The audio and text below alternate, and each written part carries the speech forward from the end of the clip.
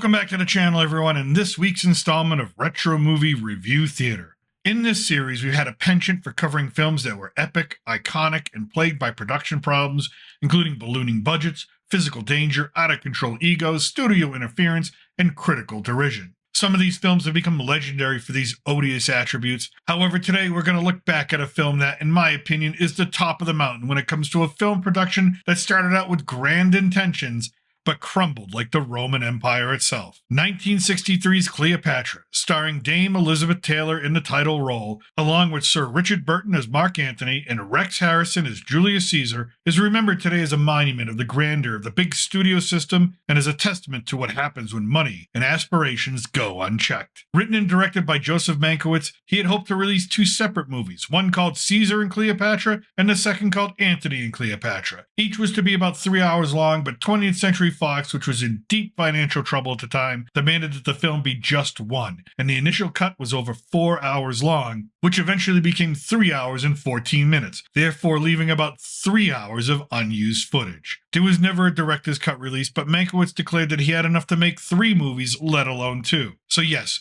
this film was massive. Massive in length, in scope, in budget, everything. The final budget was around $44 million, the equivalent of $430 million today, making it one of the most expensive films in the history of cinema. Elizabeth Taylor's salary ended up being $7 million because she had a cut of the gross profit. Today, that would be a payday of $65 million. And if you think that is too much, the status of Elizabeth Taylor as a movie star cannot be understated. There are few in the industry who have ever reached her level of popularity. And with the onset of social media, it may never happen again. Over 80 different sets were constructed, including a version of the Roman Forum, which was 4 times larger than the actual Roman Forum. The set for Alexandria was larger than that, and also cost the lives of 4 workers who accidentally hit an unexploded landmine left over from World War II and died in the explosion. After that, the Alexandria set was rebuilt another 2 times due to damage and weather events. There were almost 30,000 costumes made. 65 of those were for Taylor herself alone, including a dress woven from 24-karat gold cloth. All told,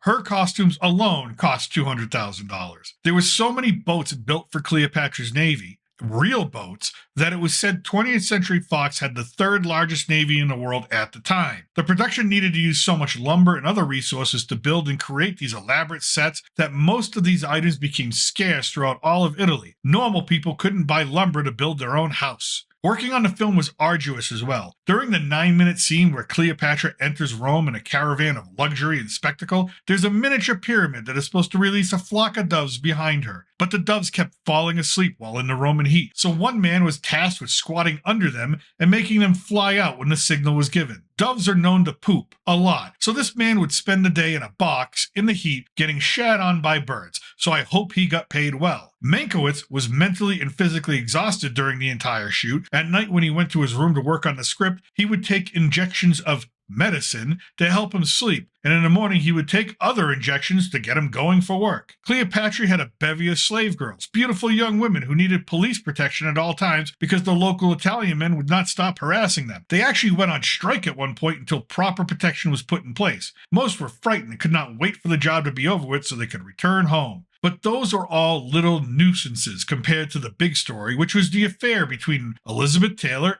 and Richard Burton. Taylor was married to Eddie Fisher at the time. She had met Burton on a previous job and found him brutish. When they met on the set of Cleopatra, he showed up hungover to the point of shaking. She took pity on him, helping him to drink coffee and walk. She found this endearing, and the love affair soon began. This was world news. It was a scandal of monumental proportions for the conservative early 1960s. Even the Vatican denounced Taylor for the affair when it became public during production, which many feared would culminate in death threats and assassination attempts on the actress's life. Armed military guards were used to protect her, especially when filming outdoors in front of thousands of extras. That fear was proven false when the extras, the ordinary citizens of Rome, broke through the barriers to get closer to Taylor and shout, "Bacchio Liz," which translate to "Big Kiss Liz." This outpouring of support made Taylor break character as she began to cry and blow kisses to everyone around her. This was not the end of Taylor's problems, though. Egypt initially refused to allow Taylor entrance to film. She had converted to Judaism when she married Eddie Fisher. But Egypt eventually relented when presented with the enormous amount of money the Egyptian economy would gain over hosting the studio. Still, it got even worse.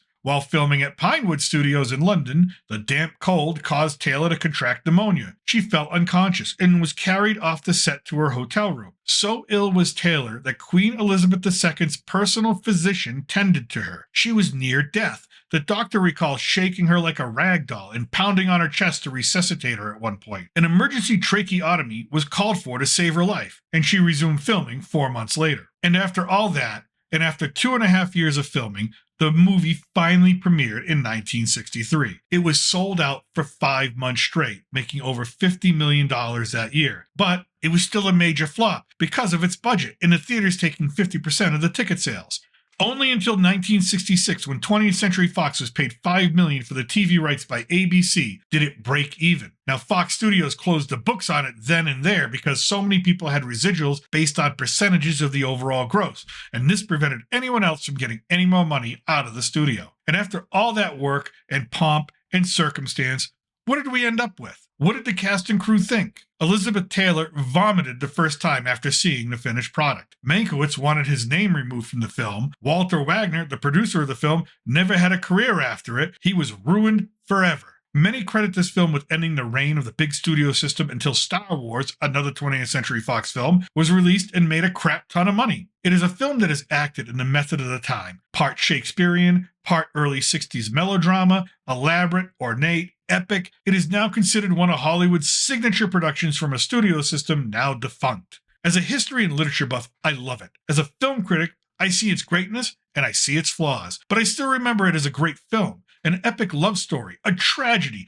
a record of the high point of culture before its downfall, that of history's most legendary queen caught between two men, one the ruler of the Western world, the other his best friend, and all with the balance of the future at stake. The story behind the film mirrors the narrative, one of cinema's high queens, Elizabeth Taylor, entangled with two men, Richard Burton and Eddie Fisher, and the fate of the future of Hollywood, the way in which movies were made, the established hierarchy of the studio executives in peril. And that may be its true legacy in the annals of film. And that's what I think. Let me know what you think. Have you seen Cleopatra? Have you been able to sit through all 3.5 hours of it? And what did you think of the film? Did you like it? Do you think it's a great film? Or do you think it deserved to flop? And remember, if you want more retro movie review theater, click on the thumbnail at the end of this video, as well as my other movie review playlists. As always, I'm still your reluctant gringo, and from south of the border, salute and a huevo.